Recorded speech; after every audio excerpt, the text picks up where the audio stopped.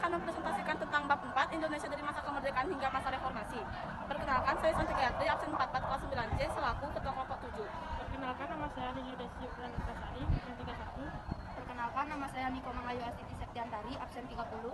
Perkenalkan, nama saya Putri Gita Sari Desi, absen 39. Perkenalkan, nama saya Ibadah Diri Pramuja, absen 12.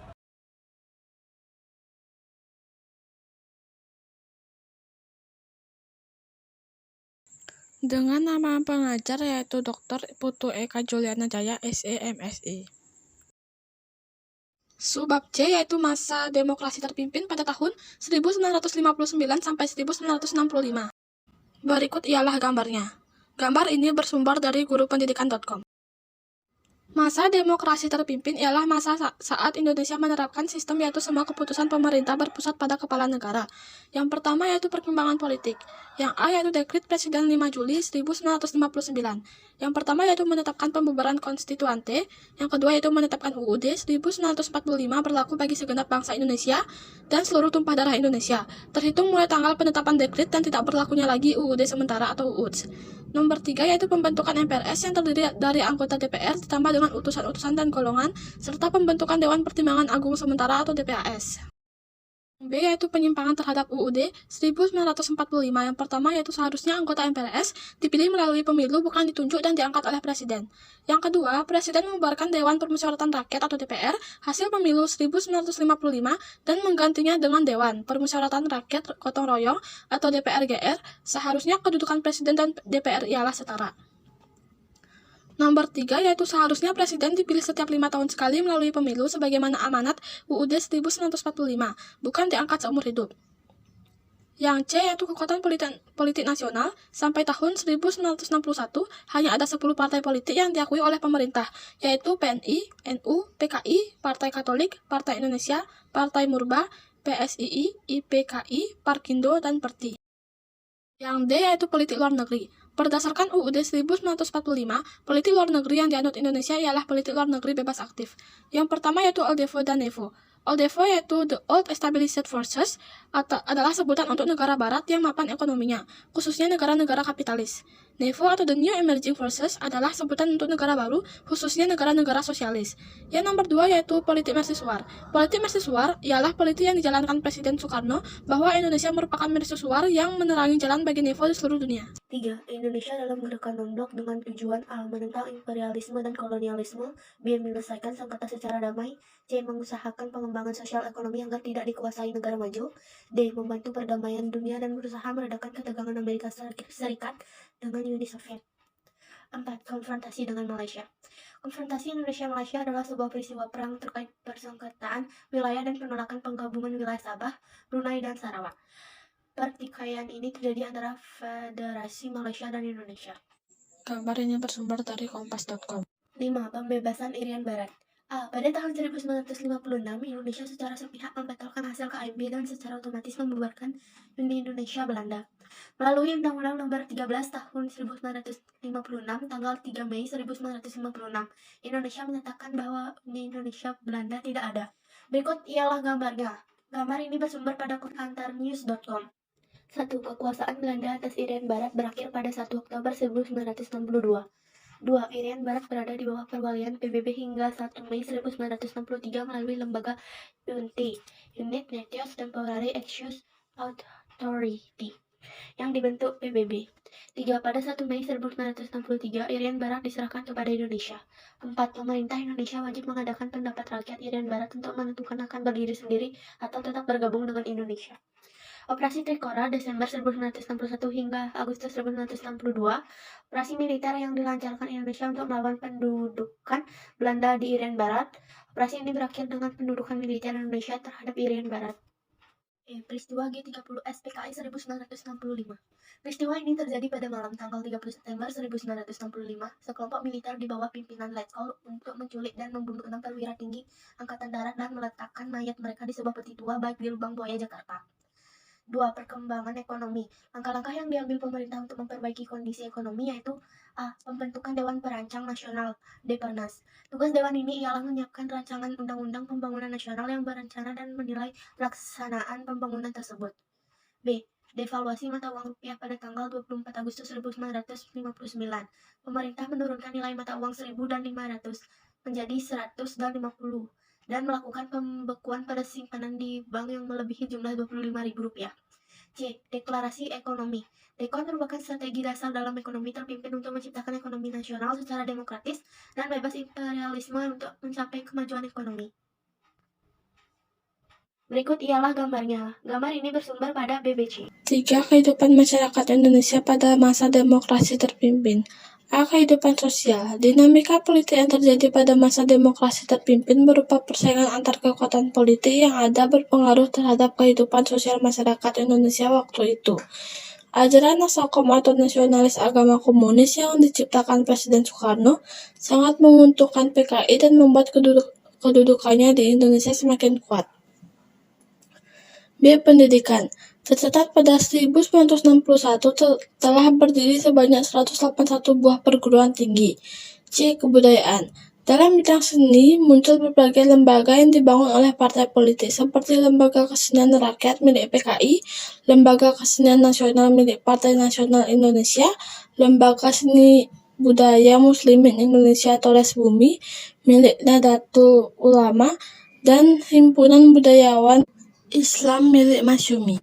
Subbab D yaitu masa Orde Baru pada tahun 1966 sampai 1968.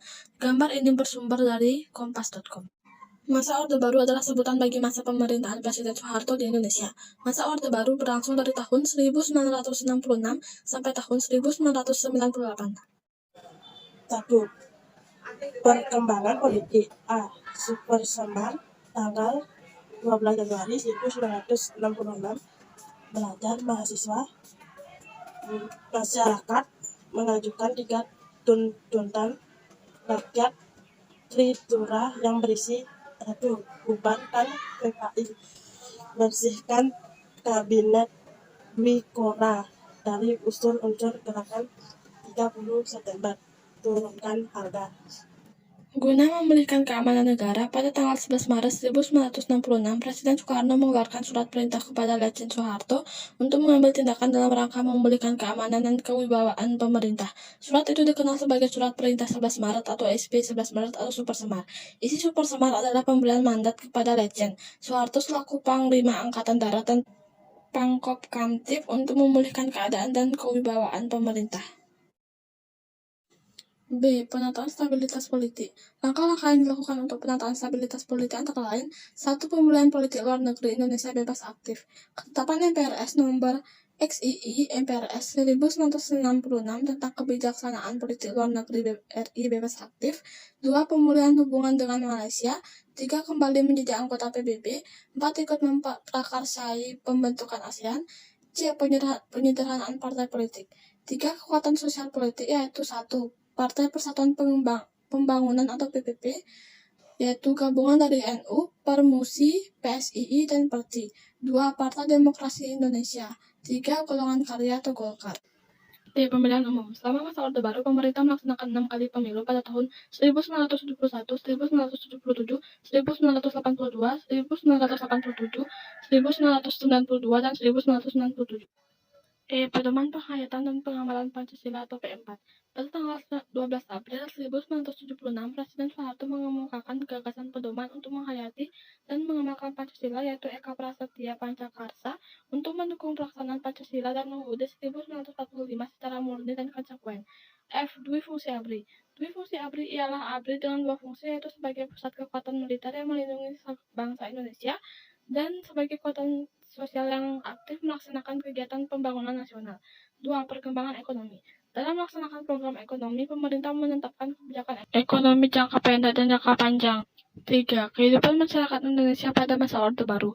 A. Kehidupan sosial. Pada masa Orde Baru, pemerintah berhasil mewujudkan stabilitas politik dan menciptakan suasana aman bagi masyarakat Indonesia. B. Pendidikan. Pokok-pokok penting kebijakan pada pendidikan di masa Orde Baru ialah untuk menciptakan kesempatan belajar lebih luas dan diimbangi dengan peningkatan mutu pendidikan. C. Kebudayaan. Pada masa Orde Baru, usaha peningkatan dan pengembangan seni dan budaya diarahkan kepada upaya memperkuat kepribadian, kebanggaan, dan kesatuan nasional. Subbab E yaitu masa reformasi tahun 1998 sampai sekarang. Gambar pertama yaitu bersumber dari sukamembaca.live, gambar kedua bersumber dari ID Sejarah. 1. Lahirnya gerakan reformasi. Pada masa Orde Baru, pemerintah berhasil mewujudkan kemajuan pembangunan yang pesat.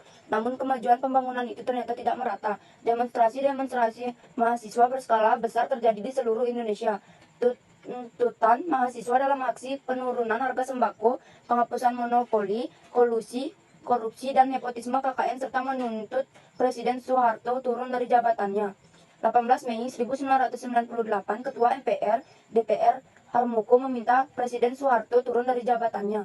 Pada tanggal 21 Mei 1998, Presiden Soeharto mengundurkan diri sebagai presiden dan digantikan oleh wakilnya B.J. Habibie. 2. Perkembangan politik. A. Sidang Istimewa MPR 1998. Pada tanggal 10 sampai dengan 13 November 1998, MPR mengadakan sidang istimewa untuk menetapkan langkah pemerintah masa reformasi di segala bidang. B. Otonomi daerah. Otonomi daerah adalah hak, wewenang, dan kewajiban daerah otonom untuk mengatur dan mengurus sendiri urusan pemerintahan dan kepentingan masyarakat setempat sesuai dengan peraturan UU. C. Pencabutan pembatasan partai politik. Kebebasan berpolitik dilakukan dengan pencabutan pembatasan partai politik. D. Penghapusan dui fungsi ABRI dihapus, sehingga ABRI berkonsentrasi pada fungsi pertahanan dan keamanan. E. Penyelenggaraan pemilu. Sejak dimulainya masa reformasi hingga tahun 2015, pemerintah telah melaksanakan 4 kali pemilu pada tahun 1999, 2004, 2009, dan 2014. 3. Perkembangan ekonomi. A. Pemerintahan Presiden B.J. Habibie. Pada masa pemerintahan B.J. Habibie ditetapkan kebijakan pokok di bidang ekonomi, yaitu penanggulangan krisis ekonomi dengan sasaran terkendalinya nilai rupiah dan tersedianya kebutuhan bahan pokok dan obat-obatan dengan harga terjangkau serta berputarnya roda perekonomian nasional dan pelaksanaan reformasi ekonomi. B. Pemerintahan Presiden Abdurrahman Wahid. Pada masa ini, kondisi ekonomi Indonesia mulai menunjukkan adanya perbaikan dan kondisi keuangan sudah mulai stabil. Namun, keadaan kembali merosot. Pada bulan April 2001, nilai tukar rupiah terhadap dolar Amerika melemah hingga mencapai 12.000, sehingga berdampak negatif terhadap perekonomian nasional dan menghambat usaha pemulihan ekonomi. C. Pemerintahan Presiden Megawati Soekarno Putri. Pada masa ini, nilai tukar rupiah terhadap dolar Amerika berhasil distabilkan dan berdampak pada terkendalinya harga-harga barang. Selain itu, tingkat inflasi rendah dan cadangan devisa negara stabil. Namun, pertumbuhan ekonomi masih tergolong rendah yang disebabkan kurang menariknya perekonomian Indonesia bagi investor dan karena tingginya suku bunga deposito. D. Pemerintahan Presiden Susilo Bambang Yudhoyono. Perekonomian Indonesia mengalami perkembangan yang cukup baik pada masa kepemimpinan Presiden Susilo Bambang Yudhoyono dengan rata-rata pertumbuhan ekonomi yang berkisar pada 15% sampai 6% per tahun. 4. Kehidupan masyarakat Indonesia pada masa reformasi. A. Kehidupan sosial. Kehidupan sosial masyarakat Indonesia pada masa awal reformasi sempat diwarnai dengan terjadinya berbagai konflik sosial yang bersifat etnis di tengah-tengah masyarakat. Hal ini disebabkan oleh kondisi sosial masyarakat yang kacau akibat lemahnya hukum dan kondisi ekonomi negara yang tidak kunjung membaik mengakibatkan sering terjadi gesekan-gesekan dalam masyarakat. Namun, seiring berjalannya waktu, kehidupan sosial masyarakat Indonesia berangsur-angsur kembali kondusif. B. Pendidikan. Pemerintah pada masa reformasi melakukan beberapa kali perubahan kurikulum. Kurikulum tersebut adalah sebagai berikut. 1. Kurikulum berbasis kompetensi atau KBK. 2. Kurikulum tingkat satuan pendidikan atau KTSP.